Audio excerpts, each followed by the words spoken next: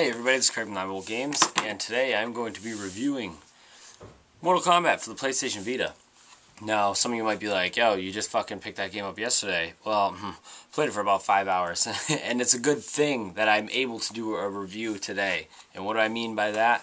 I mean it's a good thing because this is the same exact game that you have on consoles. The only main difference is that it has more content, which is a good thing, and the graphics are dumbed down a little more. Some of the controls are different, but that's what I'll explain because those are what's immediately noticeable. And the things that are immediately noticeable don't actually change the core of the game that you already love on console. So that's how people are able to do a review of this so quickly. Now, let's talk about the exclusives right off the bat. What are the exclusives? Because that's an automatic plus. So the exclusives are, let me try again. Everything's unlocked right from the get-go, character-wise. You know, if you play in the console version, you got to play through story mode in order to get Cyber Sub-Zero and Quan Chi. They're already available to you. Some of the DLC outfits, like the Mortal Kombat 1 outfits, Mortal Kombat 3, like the ones that came with compatibility packs on consoles, they're already available to you. There are the Ultimate Mortal Kombat 3 ones for the ninjas. It says it right on here. There's 16 new outfits for different characters. I know Scarlet's got an alternate costume. These are ones that you can unlock in the new Challenge Tower. And then everything else that's in the crypt, you still have to unlock through the crypt because they have a full crypt in here. Everything's still here. The story mode, the Challenge Tower, the training modes, the 2v2, everything. It's tag team battles. Everything is the same.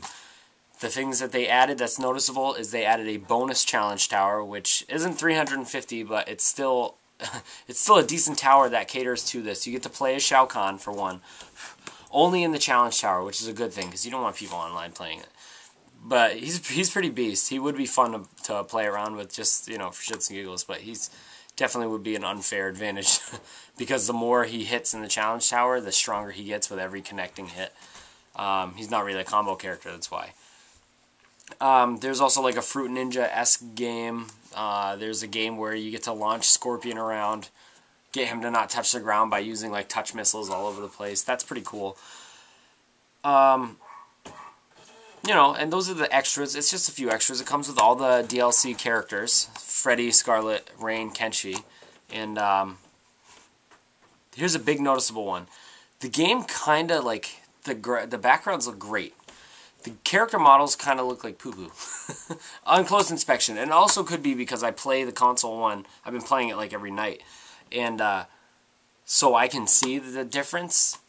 After I played it for a while, and then I played it on my lunch break, and I just actually played it right now before I did this video, it starts to become not noticeable on the graphics. It's just the character models look funny, and I know that's because they wanted to save memory with, the damage happening, the real-time damage happening to the character, and the sheer amount of content that they have in it, they probably wanted to package it down. The character models, it doesn't make it unplayable. I also feel like they made the character models the way that they did so that they would be able to move fluidly on a smaller screen.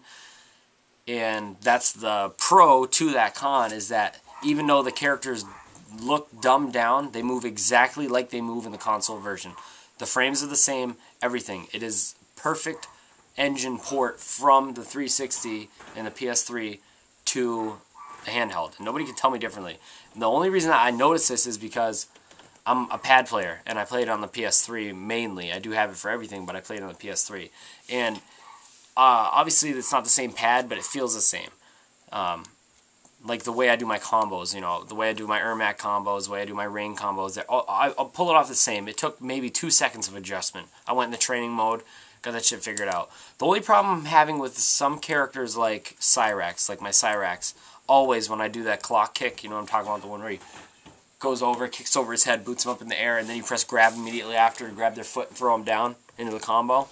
Any character who's that kind of a move, or maybe an air grab, you're used to having the grab up here, maybe. I don't know if you change your, but like default, it's on the right side. Well, grab is now the left button, and block is the right button.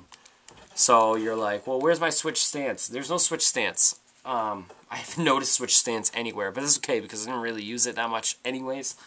And tag was mapped to this, which actually, when I first started playing, I was like, that's pretty stupid to have tag mapped down here because you have moves that you need to do with the tag button. But really, you can do the tag buttons when they're here, because you'll use it just like regular face button. And it works out. I mean, that's the only real adjustment you have to make, but really in tournaments, I've never actually even seen any tag team tournaments for Mortal Kombat, so, I mean, it depends on how hardcore you're into it.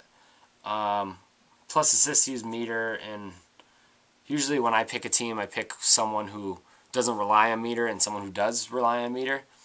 But I don't know. I guess it's your preference of play. I personally don't find any problems with it. I still think it works great. I did play a lot of the tag team. I played through the ladder with tag. I played through the ladder with single. I actually played it with Cyrax on lunch break today. I've been feeling Cyrax a lot lately. I don't know why. But my main guy is still Ermac. But I'll just give you an example. I know my PSP doesn't really come out well. But like I said, you know, you can still pull off your regular combos that you do. And your X-rays. The X-rays is still both of these. And I can tell by the damage that everything here is post-patch to the console ones, you know. But it's not really, nothing too noticeable. There are a couple of times, like I just did, you'll drop a combo. But for the most part, everything's still there, and I enjoy it. I enjoy this very much. I'm glad I have Mortal Kombat on the go. The touchscreen things, I mean, they're fun for a little while. You know, you can do your fatalities, like certain fatalities have on-screen commands, you know, for like Shao Kahn's, it's, you know, you do this to do the fatalities, but after the initial wow factor of it, like, oh, that's cool, you won't use it anymore. I mean, the challenge tower, you rely on the touch capabilities, the shaking, the tilt, but once you get past the challenge tower, you're not going to use it anymore. I don't see it at all. I personally see this as a good practice tool when I'm not at home, when I'm on my lunch breaks or whatever at work, when I'm in the bathroom for extended amounts of times. It's just a fun thing to play, and then go to my console version, and since I'm using a PlayStation controller, just to pick it up and be like, alright, it's not so vastly different, you know what I mean? If you're playing on an arcade stick, it could potentially be a whole new ballgame for you. I personally can't stand this Mortal Kombat on an arcade stick, but that's just me. But is it worth it? Hell yeah, it's $40, and it's everything that's in Complete Edition plus more. I mean, it's one of the... it's obviously because of Mortal Kombat. It's my favorite release that's out on the Vita, hands down. There's no doubt about it, and I'm so glad I bought it. I mean, out of all the games that I bought in the last couple months, I barely have time to sit down and play them. Especially now, you know, with my kid coming, I got a lot of handheld games, and I've already rushed through them. Handheld games get played a lot more nowadays in my home, and this one is totally great to have, and I'm pretty pumped. And plus, it's the same console of Mortal Kombat in your hands. Like, it's the same, perfect transition, you guys. Plus, you get more trophies. And the online's not bad compared to what the original ones were when they launched. The servers are pretty decent. Thank you guys for watching.